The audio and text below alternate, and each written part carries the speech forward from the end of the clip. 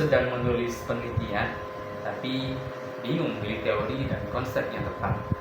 Nah, di video kali ini kita akan bahas cara memilih teori, konsep, dan materi yang sesuai dengan penelitian kalian. Yang pertama, ada beberapa yang perlu kami jelaskan. Yang pertama itu ada menentukan fokus penelitian.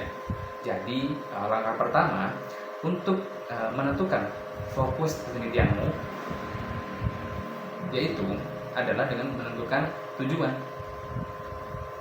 Lalu kalau tidak ada tujuan, apa tujuan penelitian?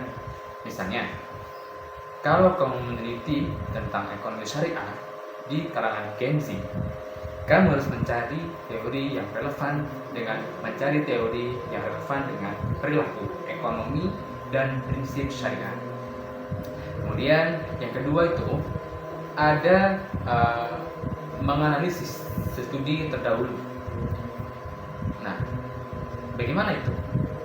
Nah, kalian harus mencari penelitian sebelumnya yang berkaitan dengan topik yang Anda gunakan.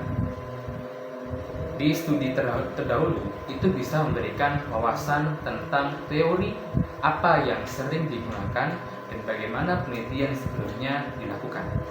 Kemudian yang ketiga, ada kamu harus memilih teori yang sesuai.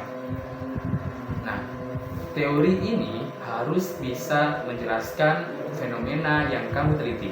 Misalnya, kalau penelitian tentang motivasi belajar, itu kamu bisa menggunakan teori self-determination. Pastikan teori yang kamu pilih sudah diakui dalam dunia akademik dan bisa mendukung argumen penelitianmu.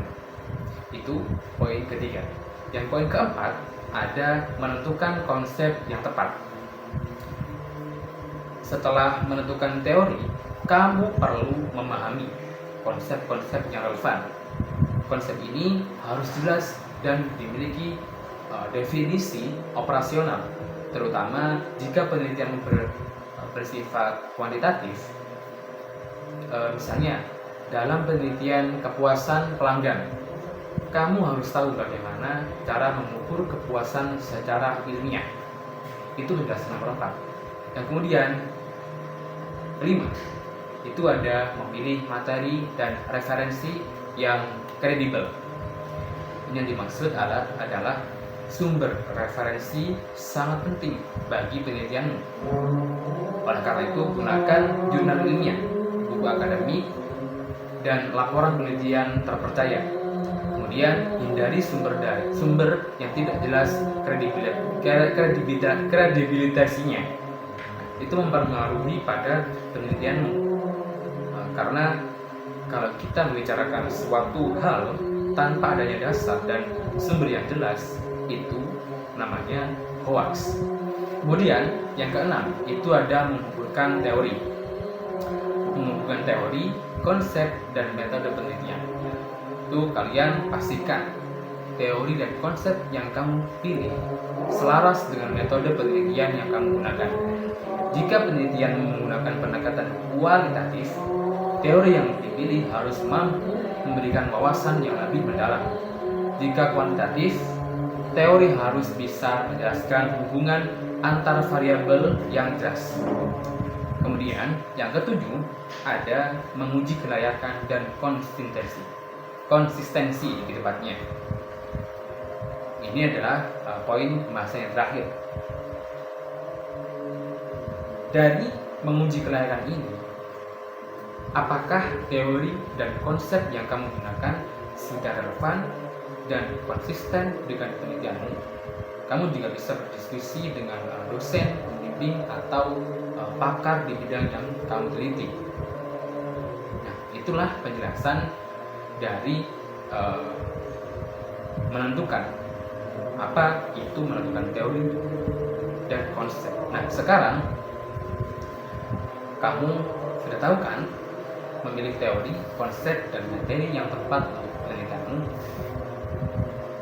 Mari kita gunakan konsep teori.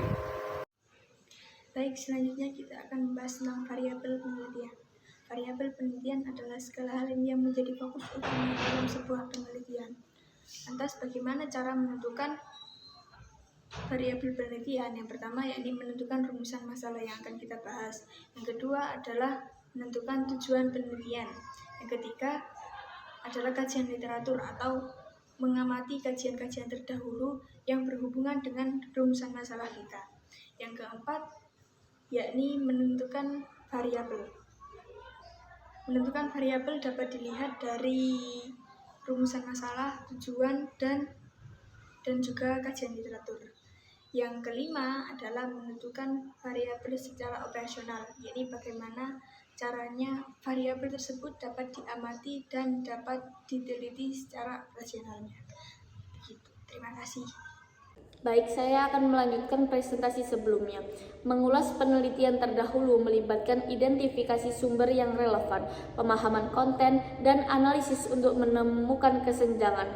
Penulis dapat menjelaskan posisi penelitiannya terhadap penelitian terdahulu dengan mengembangkan persamaan dan perbedaan serta menunjukkan bagaimana peneliti saat ini mengatasi masalah yang terjadi dengan menggunakan teori-teori. Adapun langkah-langkah dalam mengulas penelitian terdahulu. 1. Mengidentifikasi sumber yang relevan. 2. Membaca dan memahami konten. 3. Menyusun landasan teoritis. 3. Mengidentifikasi celah penelitian. 5. Memiliki metode penelitian yang tepat. 6. Menghindari duplikasi penelitian. 7. Membandingkan dengan penelitian terdahulu dengan penelitian yang sekarang. Penelitian terdahulu berfungsi sebagai perbandingan dengan penelitian yang akan dilakukan. Dengan mengetahui bangunan keilmuan atas permasalahan yang diteliti, penelitian dapat memperkuat dan mendukung penelitian yang dilakukan dengan referensi ilmiah yang valid dan kredibel. Penelitian terdahulu dapat memacu peneliti untuk mendapatkan solusi serta penyelesaian masalah yang baru dan asli. Terima kasih.